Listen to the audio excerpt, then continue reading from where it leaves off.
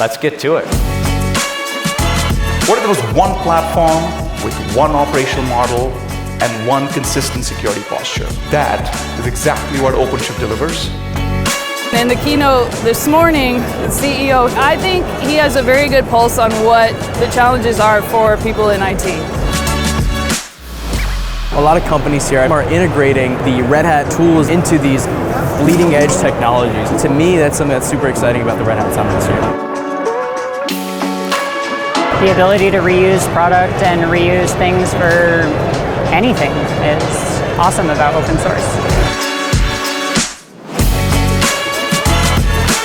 Organizations that have real choice over which model to use, those are the organizations that will emerge as the winners. The timing is perfect for us to figure out this journey together.